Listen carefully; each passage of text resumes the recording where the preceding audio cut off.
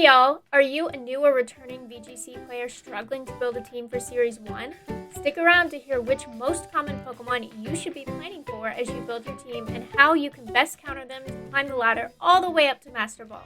So our number one most common Pokemon in the meta right now is Amoonguss. Lucky for us, it runs a very standard set. Its most common moves are Spore, Rage Powder, Clear Smog, and Protect. And it doesn't often terastallize, so you usually don't have to worry about guessing what Terra type it will turn into.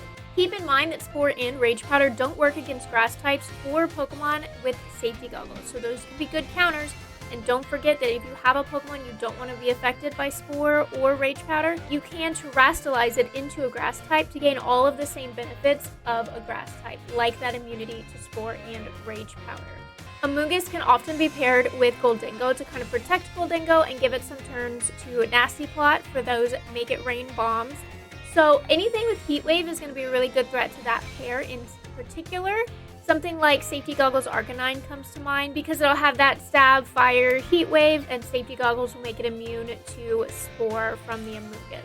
Next up is Garchomp, and Garchomp usually runs a set with moves like Protect, Swords Dance, Earthquake, Dragon Claw, and Rock Slide. You'll often see it paired with Pokemon that are immune to Earthquake, like either a Levitate Pokemon or a Flying type Pokemon, or even a Terra Flying type Pokemon, so that Garchomp can just sit there and Earthquake to its heart's content without doing damage to its partner Pokemon.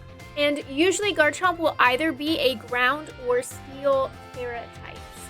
So the ground Terra type is obviously to power up those Earthquakes even further. The steel Terra type is to give it a resistance to the fairy types that usually threaten. So some ways to counter Garchomp. I mean, it does have a 4x ice weakness, so if your opponent has already terastallized and you know that Garchomp is not going to terastallize, you can use ice coverage to give you a good counter.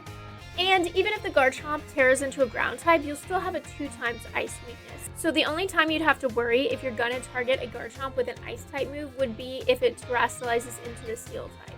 Now, if it does terastallize into a steel type, then your best bet is going to be a fire fighting or a ground type. So make sure you have a good combination of ice type and one of those other 3 types on your team to be able to counter any situation in which the Garchomp might terastallize. Keep in mind, of course, that using fairy types to counter Garchomp, like using ice types to counter Garchomp, can be risky because there's always that chance that it'll Terra Steel and resist those fairy and ice type moves. But if it does, you can always come back with a move that is super effective against steel. And next up is Arcanine. It is currently the best fire type in the format. Has Intimidate, which is always a good ability, although a little less so now because of the presence of the Clear Amulet, which will keep Intimidate from affecting your Pokemon. But it commonly runs moves like Will-O-Wisp, Protect, Flare Blitz, of course. Snarl will also lower opposing Pokemon's special attack, so then you have a good way to neuter your opponent's damage output, both physically and specially, through Intimidate and Snarl. Also keep in mind it can run Extreme Speed, which is a +2 priority move, as well as, of course, Heat Wave, which we talked about earlier. So the combination of Intimidate and Snarl is what really makes Arcanine dangerous. You can counter this by either killing Arcanine quickly so that it can't get as many stat drops on your Pokemon, or equipping something like a Clear Amulet or even a Covert Cloak on your Pokemon to block those stat drops. While a Covert Cloak won't block the Intimidate drop, it will block special attack drops as a secondary effect to the Snarl move. And Clear Amulet will block both as it blocks all stat changes to your Pokemon. And as usual, Prankster screens are great, and Grimmsnarl here has a deep move pool that makes it really difficult to predict what it'll do. Its common moves are, of course, Reflect and Light Screen, but also things like Spirit Break, Parting Shot, Fake Out, Thunder Wave, and Taunt. You almost never know what to expect from a Grimmsnarl, so you have to cover for all of these different options, which is what can make it so tricky to deal with. Now, usually Grimmsnarl does not terastallize, so you don't necessarily have to worry about it changing type on you, and it can be best countered with a screen-breaking move like Brick Break. Particularly, something like Guts Hariyama can be very helpful, but you need to make sure that you EV your Hariyama correctly so that it can survive a couple of Spirit Breaks while it's taking down that Grimmsnarl. Or even run a Terra Steel Hariyama in order to resist those Spirit Breaks and not have to worry about them at all. Now, I don't actually have a Goldingo yet, so we're going to have to look at Gimmigool's Pokedex entry here. But Goldingo is a Steel Ghost type Pokemon, and it hits like a truck, although it has some big weaknesses that you can exploit. Usually, it's a Terra Steel, although it can also Terra Ghost as well, or even Terra into a defensive type in order to resist perhaps like the Fire type or Ground type moves that are going to be super effective against that Steel type. Its most common moves are going to be Protect, Make It Rain, which is a 120 base power spread move that lowers Gholdengo's special attack stat by 1 stage. Also Shadow Ball and Nasty Plot to undo those special attack drops from Make It Rain. Now keep in mind also that Gholdengo's ability, Good as Gold, makes it immune to all status moves. So you can't taunt it to stop Nasty Plot, you can't put it to sleep, you can't paralyze it from Thunder Wave. There's not a lot you can do to stop Gholdengo from putting out big damage. So the best thing that you can do is counter it with a powerful fire type attack or fighting attack if it terras and loses that ghost typing. Keep in mind that normally Goldingo is going to be immune to fighting type moves because of that ghost typing. Now, normal type Hariyama can be a really good counter because it's immune to Shadow Ball as a normal type and it gets Wide Guard to block Make It Rain. So you can pair a Hariyama with perhaps like a fire type Pokemon. Hariyama can block your fire type Pokemon from taking damage from Make It Rain, and your fire type Pokemon can then just start blasting away with those powerful, super effective attacks. Next up is Annihilate. You can see that I do not have one of those either yet. I'm lagging behind a little bit in my Pokedex completion. But Annihilate has a couple of different modes that you can expect to see. If it's on a hard Trick Room team, it's probably just a Final Gambit Annihilate. You know, it's fast and strong, and it's going to get off an extremely powerful attack, but that attack will kill it and allow the team to then bring in a Trick Room sweeper once its partner has set up Trick Room. Now, if it's on a team with a lot of damage mitigation, things like Intimidate, Screens, etc., it's probably a bulkier set that's going to take you a little bit more trouble to get off the field. Its most common moves are Rage Fist, Final Gambit, Drain Punch, and Bulk Up.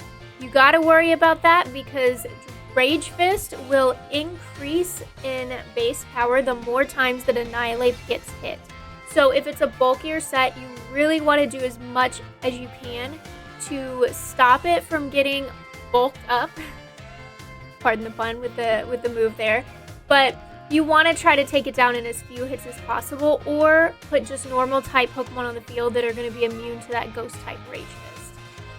Typically, it's going to tear it into either a fire or steel type to resist the fairy type attacks that its fighting type is weak to. So keep in mind that as well. Something like a ground type might be very useful in that case if you expect the Annihilate to Terra. And once again, I do not have an Armorouge yet. I have Pokemon Violet version, so I've been taking some time to try to get some of those version exclusives. But Armorouge, you could argue, is one of the best fire types in this format. It's a fire psychic type, and it's relatively bulky. It's also the only Pokemon in the game right now that gets access to Expanding Force. And it also gets Trick Room on top of that, so it pairs really well with Indeedee. You can use Follow Me Indeedee to help Armorouge get Trick Room up. Plus, Indeedee's redirection is really great to help you spam more Heat Waves, Armor Cannons, Expanding Force. Plus, Indeedee Psychic Surge makes Expanding Force a spread type move and powers it up as well. Also keep in mind that Armorouge's ability Flash Fire means that it can switch in really easily on Torkoal's Eruption, which then powers up its own fire type moves even further. If your Follow Me Indeedee has Safety Goggles, for example, then that'll basically make your team immune to Spore. And then Armorouge can just spam Heat Waves to take Amoonguss down. So some of the common moves you'll see on Armorouge are Expanding Force, Trick Room, Armor Cannon, Heat Wave, and Protect. So you'll never quite know if it's a Trick Room Pokemon. You'll want to look at the rest of the team to see if you think that Armorouge will set Trick Room or not.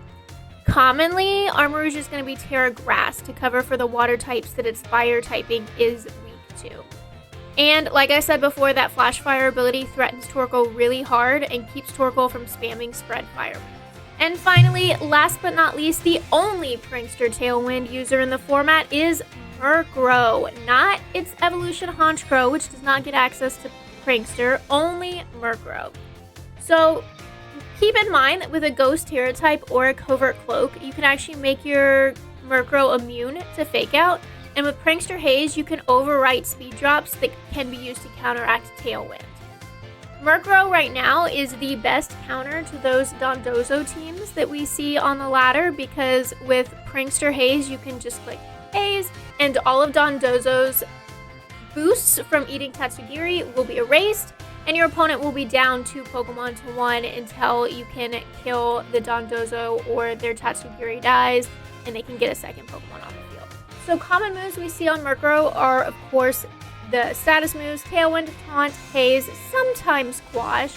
And then for coverage moves, we see Foul Play and Brave Bird.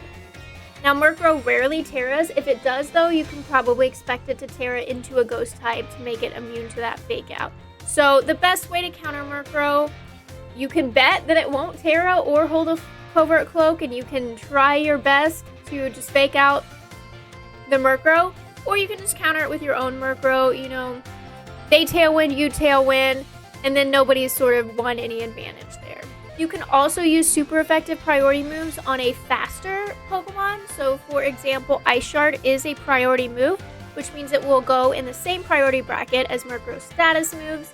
And if you've got a faster Pokemon like Weavile, perhaps you can get an Ice Shard off before Murkrow is able to get their Tailwind off. Although Murkrow does sometimes run Eviolite to make it significantly more bulky, so this is not necessarily possible to take down the Murkrow before Tailwind gets off.